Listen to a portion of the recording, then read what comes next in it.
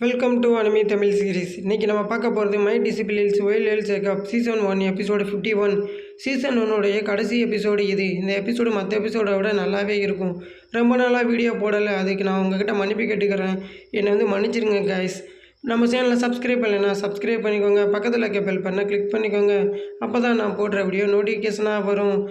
கதையோட ஸ்டார்டிங் சீனில் 2 பேர் கோவத்தில் இருக்கானுங்க. நம்மளுடைய தங்கச்சி திரும்பி வந்துட்டாலே இப்போ நம்ம என்ன பண்ணுறதுன்னு சொல்லி ஹீரோவோடைய அப்பாவும் பார்த்துட்ருக்கான்.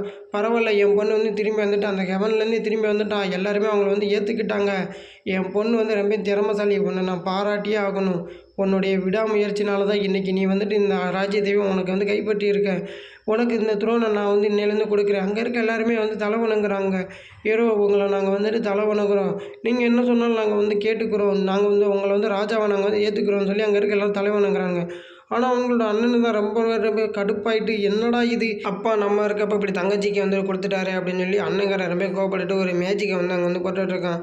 அதையும் அங்கேருந்து தூரத்துலேருந்து யாரோ ஒரு மாஸ்டர் பார்க்குறாரு. ஆமாம், அவன் போடுற அந்த மேஜிக் அது டெலிபோர்டேஷன் மேஜிக் தானே, அவன் எதுக்காக இங்கே அதை போட்டுட்ருக்கான் அப்படின்னு சொல்லி அவர் ஆச்சரியமாக பார்த்துட்ருக்காரு. இங்கே பாருங்கள், அவங்க எல்லாத்தையும் நான் சும்மா விட மாட்டேன். இந்த பேரியர் மட்டும் முழுசாக நிறைவடைஞ்சிச்சின்னு வச்சுக்கோங்க. என்னது, நீ ஹெவனில் தேர்ந்தெடுக்கப்பட்ட கிங்கா? வெளியில் 1,00,000 சோல்ஜர் வெளியில் நின்றுட்டுருக்கானுங்க. இங்கே எல்லோரையுமே அட்டாக் பண்ணி இந்த இடத்த நான் கைக்கு வத்திக்கிற போகிறேன். நான் தான் இங்கே கிங்காக இருக்கணும் அப்படின்னு சொல்லி அவன் ரொம்ப திமிராக பேசிகிட்டு இருக்கான். என்னுடைய ஆட்களுக்கு, நீ தேவையில்லாமல் பேசிகிட்டு இருக்க. அப்போ நீ வெளிநாட்டவர்களோட சேர்ந்துட்டு நம்மளுடைய கிங்டமே அட்டாக் பண்ண வந்துட்டியா? நீ எங்களுக்கு துரோகம் பண்ணிட்டியா? இந்த கண்ட்ரியை விட்டு நீ இப்போயே வெளியே போயிடாதான் உனக்கு நல்லதுன்னு சொல்லி கிங்கும் அவனை பற்றி சொல்கிறாரு. யாரோட மாஸ்டரும் அதை நான் தடுக்கிறேன், என்னால் அதை தடுக்க முடியும்னு சொல்லி போகிறாரு. ஆனால் அவராலேயே அதை தடுக்க முடியல. அவரையும் அதை அட்டாக் பண்ணிடுது, தூக்கி அடிச்சிருது. என்னாச்சு, அது ரொம்ப லின் ஃபேமிலி அவங்களுக்கு சப்போர்ட் பண்ணுறாங்களா, இவங்களும் இதில் இன்வால்வ் ஆகிருக்கலாம்னு சொல்லி பார்த்துட்டு இருக்கானுங்க. அந்த போட்டிக்கு அந்த 2 பேருமே இதில் கலந்துக்கிட்டு இருக்கானுங்க. ஆக்சுவலி அவனுக்கு முன்னாடியே பிளான் போட்டு தான் வந்திருப்பானுங்க போல், இந்த ராஜ்யத்தை கைப்பற்றணும்னு சொல்லிட்டு. ஹீரோ அவங்க வந்துடுறான், என்னால் இதை தடுக்க முடியும், இனி நான் இதை பார்த்துக்கிறேன் அப்படின்னு சொல்லி ஹீரோ, நீங்கள் 2 பேர் தானே, உங்களால் என்னை எப்படி தடுக்க முடியும்னு சொல்லி பார்க்கலாம்னு சொல்லி ஹீரோ அட்டாக் பண்ணுறான். அவனுங்க 2 பேரும் சொல்கிறானுங்க, என்னது இது, இவன் நம்மளை இப்படி அட்டாக் பண்ணிட்டு இருந்தானா நம்மளால் ரொம்ப நேரம் இதை தாக்கு பிடிக்க முடியாது. ஆனால் இன்றைக்கி ஜெயிக்க போகிறது நம்ம தான், அவனால் இங்கே ஜெயிக்க முடியாது. ஏன்னா நம்ம 2 பேர் இருக்கோம். அவனுக்கு இது தெரிஞ்சிருந்தால் அவன் எதுக்காக நம்மளை இப்படி அட்டாக் பண்ணுறான்னு தெரியல அப்படின்னு சொல்லி அவனுங்க 2 பேரும் பேசிகிட்டு இருக்கானுங்க. ஹீரோவும் விடாமல் அட்டாக் பண்ணிகிட்டே இருக்கான். அந்த பேரியர் உடையிற அளவுக்கு ஒரு சமயத்தில் அந்த பேரியெல்லாம் தாக்கு பிடிக்க முடியாமல் அந்த பேரியும் உடஞ்சி போகுது. ஆமாம், அங்கே என்ன நடக்குது, இதை பார்க்குறப்ப அதிக பவர் யாரோ யூஸ் பண்ணுறாங்க போலேயே, நான் உங்களை ப்ரொடெக்ட் பண்ணுறேன் அப்படின்னு சொல்லி கிங்கிட்ட போயிட்டு யாரோட மாஸ்டர் சொல்கிறாரு. இல்லை, இந்த சிட்டிக்கு வெளியில் இருக்க அந்த சோல்ஜரை நீ சும்மா விடாது, அவங்க எல்லா பற்றியுமே நீ அட்டாக் பண்ணிடு. அங்கே ஒரு பக்கம் என்னடானா ஹீரோ அவனுடைய ஸ்வாடை வச்சு எல்லா பேரையும் அடித்து தூக்கி எரிஞ்சிட்ருக்கான். அங்கே அந்த மாஸ்டர் நீங்கள் போய் வெளியில் இருக்கவங்களாம் பார்த்துக்கோங்கன்னு சொல்லிடுறாங்க. இவன் யார், இவன் புதுசாக இருக்கானே, நம்ம இங்கேருந்து ஓடி போகிறதா நமக்கு நல்லது, பிரதர் வா நம்ம இங்கேருந்து ஓடிடலாம்னு சொல்கிறான். ஆமாம், நான் இருக்கப்போ நீங்கள் எங்கே ஓடுறீங்கன்னு சொல்லி ஹீரோ அவனுடைய ஸ்வாடை வச்சு அங்கே இருக்க 2 பேத்தையுமே அட்டாக் பண்ணிடுறான். ஐயோ, இப்போ நம்மளால் என்ன பண்ண முடியும் அப்படின்னு சொல்லி எல்லாருமே அங்கே பார்த்துருக்கப்ப ஹீரோ அந்த மேஜிக்கல் பேரியர் உடைக்க போகிறான்.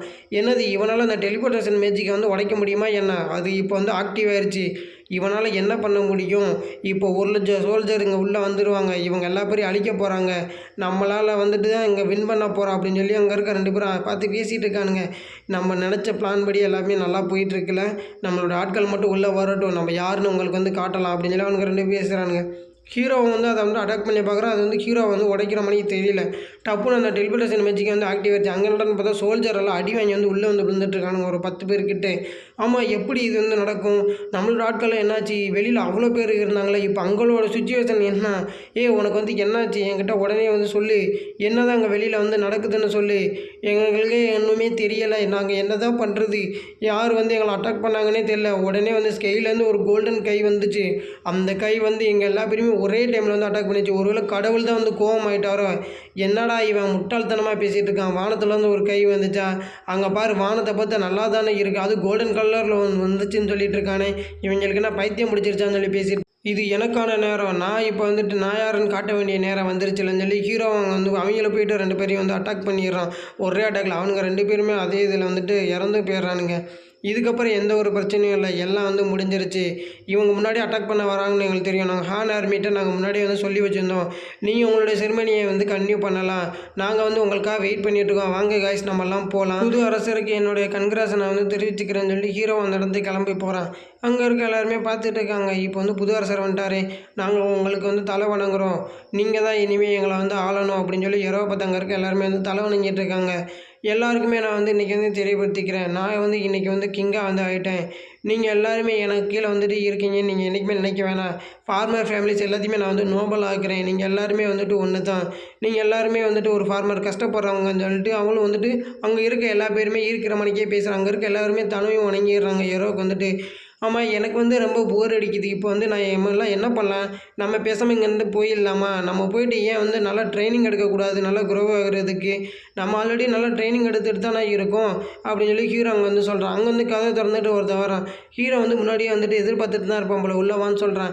என்னை வந்து உங்களுடைய சீடை நான் வந்து ஏற்றுக்கோங்க மாஸ்டர், நான் வந்துட்டு எப்பயுமே உங்களுக்கு வந்துட்டு உண்மையாக இருப்பேன்னு சொல்கிறான்.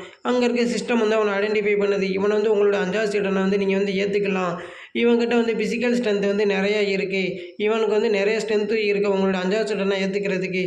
என்னது இவங்ககிட்ட நிறைய ஸ்ட்ரென்த் இருக்கான், இவனை வந்து நம்ம ஏற்றுக்கலாமா வேணாமா? சரி, நம்ம ஒரு வாய்ப்பு வந்து கொடுத்து பார்க்கலாம். என் ஃப்யூச்சரில் யார் எவ்வளோ டேலண்டடான ஒரு ஆளாக இருப்பாங்கன்னு தெரியலைல்ல, யாராலையுமே அதை வந்து கணிக்க முடியாது. நம்ம இவனுக்கு வந்து வாய்ப்பு கொடுக்கலாம். என்னுடைய அப்ரெண்டிஸாக நான் வந்து உன்னை வந்து ஏற்றுக்கிறேன். உனக்கு வந்து இப்போலேருந்து நான் வந்து மாஸ்டராக இருப்பேன். உன்னை பற்றின எல்லா விஷயங்களும் நான் வந்து தெரிஞ்சுக்கிறணும், அப்படித்தானே?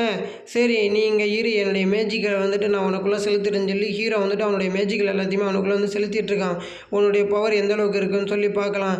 ஆமாம், இது என்னது அப்படின்னு சொல்லி அவனும் ஆச்சரியமாக பார்த்துட்டு இருக்கான். ஹீரோடைய மேஜிக்கை வந்துட்டு அவனால் தாங்கவே முடியலை. ஐயோ வலிக்குதேன்னு சொல்லி அவனை வந்து கத்திட்டு இருக்கான். இவன்கிட்ட வந்து மிடிலான பவர் தான் இருக்குன்னு சொல்லி ஹீரோவும் பார்த்துட்டு இருக்கான். அவன் என்னால் முடியலைன்னு கத்திட்டு இருக்கான். இதோட இந்த சீசனும் முடிஞ்சிருச்சு. இந்த வீடியோ பிடிச்சிருந்துச்சுன்னா ஒரு லைக் பண்ணிவிடுங்க, ஒரு சப்ஸ்கிரைப் பண்ணிவிடுங்க கைஸ். இதோட சீசன் 2 இருக்குது. இதே அனிமே வந்து கண்டினியூ பண்ணலாமா இல்லை வேறு அனிமே போடலாமா அப்படிங்கிறத கமெண்ட் செக்ஷனில் சொல்லுங்கள். உங்களிடமிருந்து விடைபெறுவது உங்கள் ATS. டாட்டா பாய்.